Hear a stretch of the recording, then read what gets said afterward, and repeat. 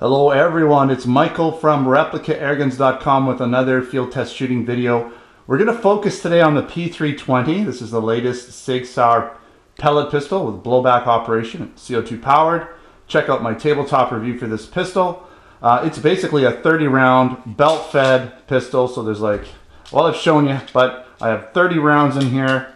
We're going to put at least 5 through the chronograph, make sure we get a decent FPS out of it. I am using Sig Sauer .177 caliber alloy pellets, so they're like an aluminum alloy.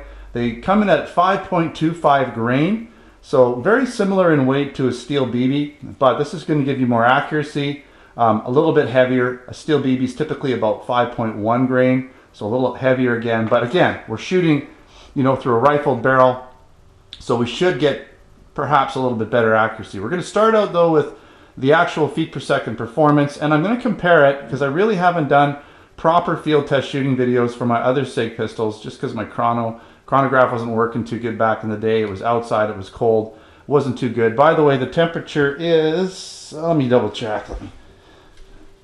Got my thermostat about 20 degrees inside here, so it's perfect temperature for testing, not too hot, not too cold.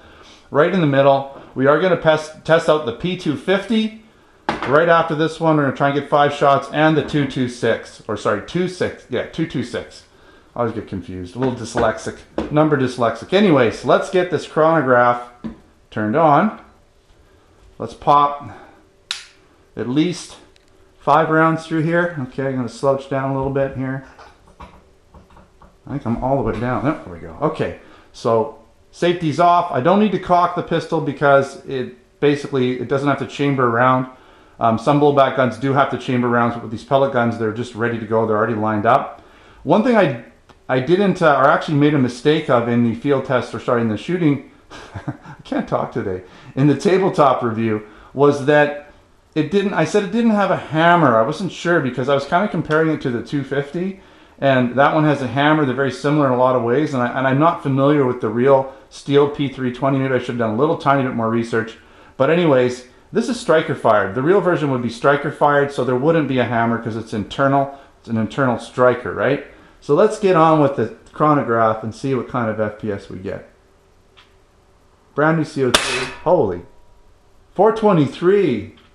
First out of brand new CO2, 403, 404, 397.5, 394. So we were really close to the 400 FPS. That first one was a little hotter, obviously, just because first one out of a CO2 gun is going to come out a little hotter. Okay, let's do the P320.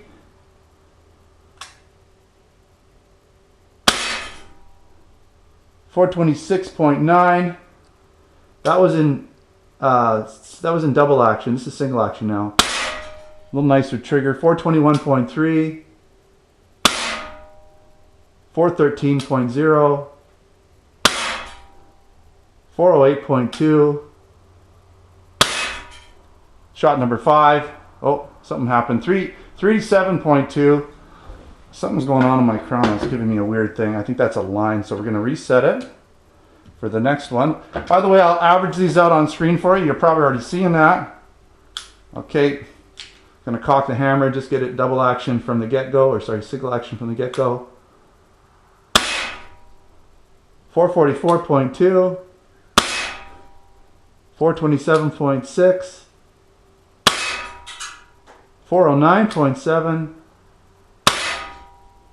384.9, and 378.4 or 0.1. So it did drop a little bit. All right, so they were all pretty close really, and again, all using brand new CO2, all using the same 5.25 grain alloy Sig pellets. So pretty close to 400 in this temperature. They're going to drop, obviously. The quicker you shoot, the more you shoot through the ammunition and stuff.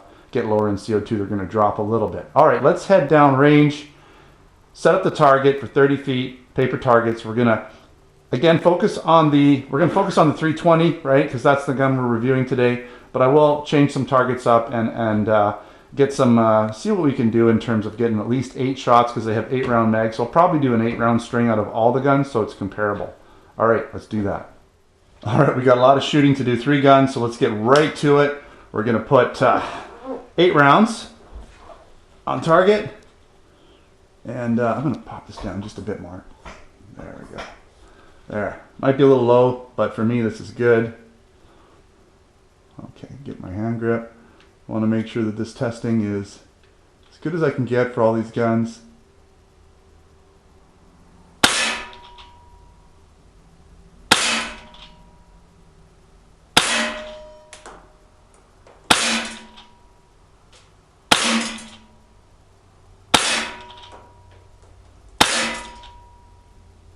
Okay, so far this gun is shooting really, really well. Nice blowback. I just wanted to mention this right now. No misfires. It's you know, the trigger really feels not too bad at all. A little heavier than the single action in these guns, but not a lot heavier. It's pretty decent overall. So let's take a quick look at the target for the 320. See what kind of grouping we got. A little spread out. So this is, I'm going to say this is about a 3-inch group from side to side. Most of them targeted in about this 1.5-inch group. We got 2 outliers, so almost a 1.5-inch group, but not quite. Okay, let's switch this up. We're gonna do the 250.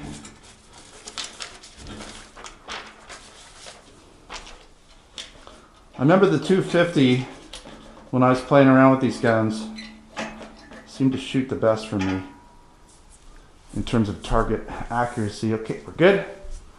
Let's get right to it. Got a lot of shooting to do, which is fun for me, hopefully for you. Take it off safe. Okay. Put it in double, single action.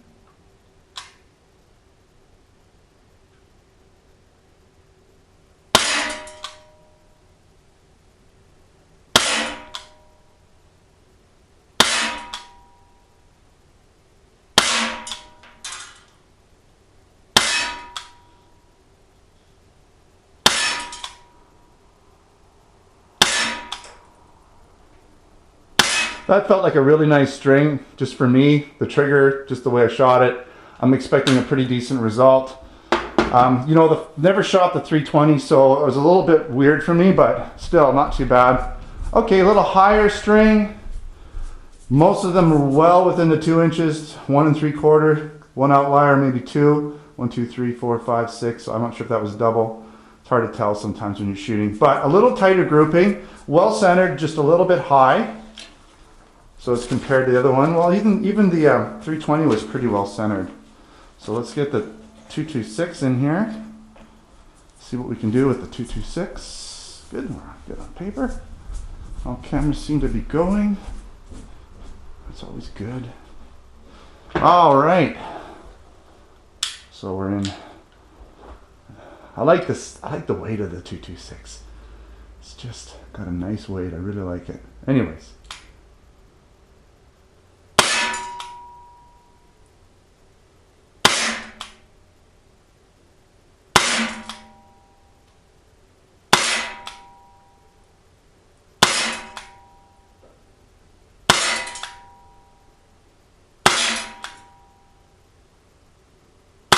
That should be it.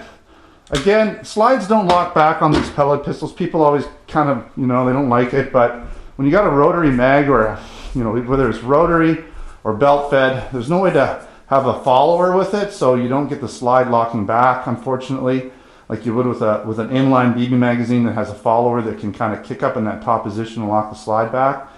It's just the way it is. You got to kind of either count your BBs or pellets, and then, you know, or listen for a slight different tone in the way the gun shoots, like it has a different sound when it's empty. So one or the other. Okay, how do we do? So like I said, the 250 for me was probably the most accurate, even last time. So the 226, not bad. Still, you know, we got almost a 2-inch grouping here with a couple outliers. I'd say it's pretty close to the 320. So, you know, really close to the 320. But when you go with the 250 here, was a clear winner. In terms of feet per second, you know, they were all pretty much the same. Okay, so they all got right around 400. Some started a little higher, some dropped a little more, but pretty close to 400 again, using the 5.25 grain alloy pellets. With heavier lead pellets, it's going to slow down a bit. Probably get more into the 300s, mid 300s, with say a 7 grain, right? So that's what you'll probably expect. Still decent for a pellet pistol with blowback operation. Triggers are pretty nice on all of them. On both the 226 and the 250, because it is actually, the hammer comes back, and so when you shoot it, you're just basically indexing the magazine with the trigger. So you got a little bit of take up there, a little bit of resistance from the indexing of the pellet magazine, the rotary mag, but it's pretty light, a little lighter than the belt fed mag, because you got to index all 30 rounds. The belt is not going to be quite as smooth. That said, it's way smoother than I thought. You know, there's been some other belt fed pistols out there in the market, and you know what, they were horrendous in terms of you know, finger trigger pull. Just absolutely painful to shoot those ones. This one's really good. So basically the 320, I would say, not a bad trigger at all. And I think Sig even says that it's very similar to the real steel version. It's just that it's a little bit longer, I think. So other than that, you know, these guns are great. Hopefully I'll include a little bit of blowback action while I'm trailing out this video. You're probably seeing it right now, I hope. Anyways, thanks for watching another Replica Airguns video. Don't forget to subscribe. Check us out on Facebook and Twitter. Username is Replica Airguns. Check out our Canada and US online airgun stores, where we have air guns, pellet guns, BB guns, airsoft guns, blank guns, knives, and other accessories. Those are located at replicaairguns.us for US, the USA, and replicaairguns.ca for Canada. All right, thanks for watching. Until next time, take care.